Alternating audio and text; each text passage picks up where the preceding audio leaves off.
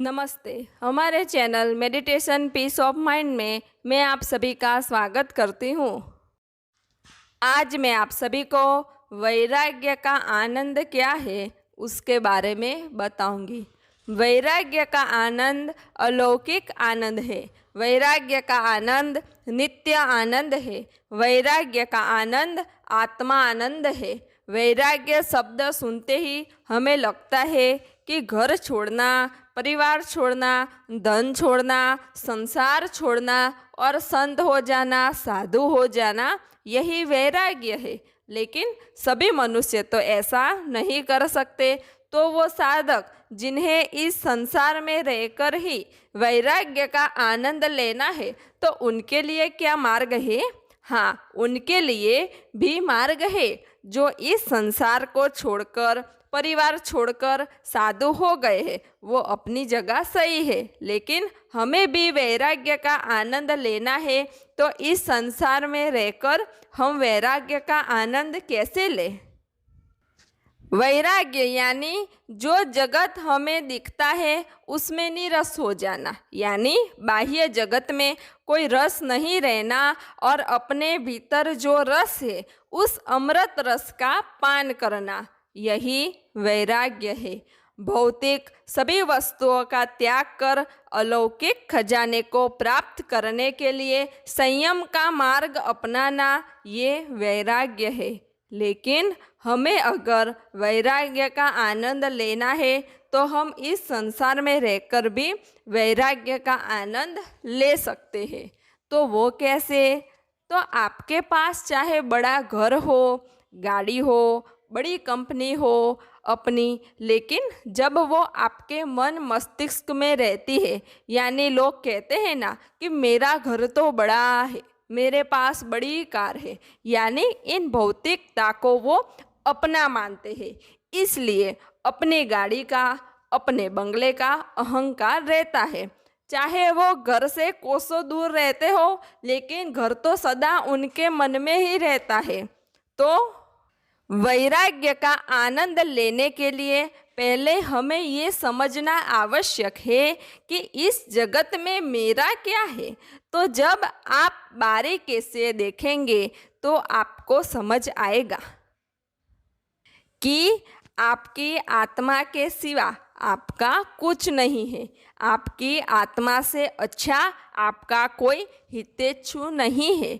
आत्मा ही आपकी परम प्रेमी है। आप चाहे जैसे भी हो, आपके विचार अच्छे हो या बुरे, लेकिन फिर भी आप देखेंगे जब आप कुछ भी गलत करने जा रहे होते हैं तो आपको भीतर से आवाज़ आएगी कि ये मत करो, ये गलत है। लेकिन फिर भी आप उस कार्य को करते हैं। यानी जो अंदर से आवाज़ आई वो किसकी आवाज़ थी? तो वो आपकी आत्मा की आवाज़ थी। आत्मा आपको सही राह दिखाती है, आपका सही मार्गदर्शन करती है, लेकिन आप आत्मा की सुनते ही नहीं। इसलिए आप दुखी होते हैं, क्योंकि आत्मा तो सदा आपके हित में ही कहती है और वो तो आप करते नहीं। देखे, मनुष्य के जीवन में जितना सच्चा मार्ग उसको अपनी आत्मा दिखा सकती है, उतना सच्चा मार्ग और कोई दिखा ही नहीं सकता। इसलिए हमें समझ जाना चाहिए कि मेरी आत्मा के सिवा मेरा कोई नहीं है। तो पहले अपनी आत्मा को पहचानो। लेकिन आत्मा को पहचानेंगे कैसे? देखिए, आपको किसी छोटे बच्चे के साथ दोस्ती करनी हो तो आपको क्या करना होगा? आपको वो करना होगा जो उस छोटे बच्चे को पसंद हो। आपको उस बच्चे को प्रसन्न करना होगा। जब वो बच्चा आपसे प्रसन्न होगा तो वो आपसे दोस्ती कर लेगा।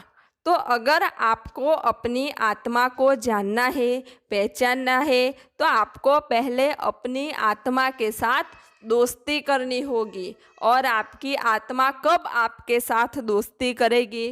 तो जब आप अपनी आत्मा को प्रसन्न करेंगे। और अपनी आत्मा को आप कैसे प्रसन्न करेंगे? तो जो आपकी आत्मा को अच्छा लगता है, जिससे आत्मा प्रसन्न होती है, ऐसा कार्य जब आप करेंगे तो आपकी आत्मा प्रसन्न होगी। तो आत्मा को क्या पसंद है?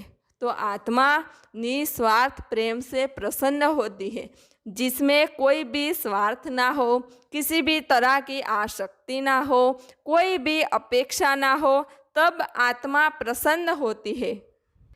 आप देखना, जब आप किसी को कुछ भी निस्वार्थ भाव से देते हैं, तब आपको जो आनंद की अनुभूति होती है, वो आनंद आपको कुछ भी इकट्ठा करने में नहीं मिलता। आप दिन में एक बार ऐसा कार्य करें ही जिसे आपकी आत्मा प्रसन्न हो। आप किसी को कुछ भी निस्वार्थ भाव से दे के देखना। ऐसा नहीं कि वो वस्तु ही होनी चाहिए। आप अपने पास जो भी ज्ञान है, अनुभव है, वो भी आप सबको निस्वार्थ भाव से बांट सकते हो। बांटने में जो आनंद है, वो आनंद अलौकिक आनंद है, वो आनंद आत्मा का आनंद है। तो जब आप अपनी आत्मा को प्रसन्न करते हैं, तब आपकी आत्मा सशक्त होती है, और जब आपकी आत्मा सशक्त होती है, तब आप अपनी आत्मा के समीप जाते हैं, और जब आप अपनी आत्मा के समीप जाते हैं, तब आप अपनी आत्मा को पहचान सकते हैं। तो पहले आप अपनी आत्मा को पहचाने, तब आपको पता चलेगा कि मैं तो परम चैतन्य स्वरूप आत्मा हूँ, मैं तो परम आनंद स्वरूप हूँ। मेरी संपत्ति ये धन दौलत गाड़ी बंगले नहीं है। मेरी संपत्ति तो अपनी आत्मा का आनंद है, अपने स्वरूप की मस्ती है। क्योंकि धन संपत्ति दौलत घर ये सभी तो देह छूट जाने पर छूट ही जाएगा, लेकिन मैंने मेरी आत्मा के लिए जो किया है, जो ज्ञान मैंने भीतर से प्राप्त किया है, जो अनुभूति मैंने आत्मा की है, वो तो जन्म जन्मांतर तक मेरे साथ ही रहेगी। तो जो हमारे साथ रहता ही नहीं, वो हमारा कैसा? जो सदा हमारे साथ रहती है, वो आत्मा ही हमारी परम जीवन संगिनी है। तो जब साधक अपनी आत्मा को पहचान जाएंगे, अपनी आत्मा को जान जाएंगे, तब साधक को अपने आप ही वैराग्य प्रकट होगा। तब उसे पता चल जाएगा कि जिसे मैं मेरा कहता था, वो तो मेरा है ही नहीं। ना घर मेरा, ना गाड़ी मेरी, ना बंगला मेरा, मेरा ये नहीं है। मेरा तो मेरी अपनी आत्मा ही है। तब वो साधक बाह्य जगत से नीरस हो जाएगा और उसे अपने भीतर वैराग्य का आनंद आएगा। अपने स्वरूप का आनंद अलौकिक है। जैसे माँ से छोटा बच्चा बिछड़ जाता है, तब आप बच्चे को गाड़ी दो, बंगला दो, खिलौना दो, चॉकलेट दो, तो भी बच्चा यही कहता है कि मुझे ये कुछ भी नहीं चाहिए, मुझे सिर्फ और सिर्फ मेरी माँ ही चाहिए। वो बस अपनी माँ को ही पुकारता है। इस जगत की कोई वस्तु उस बच्चे को तृप्त नहीं कर सकती। जब उसे अपनी माँ मिल जाती है, तभी वो संतुष्ट होता है।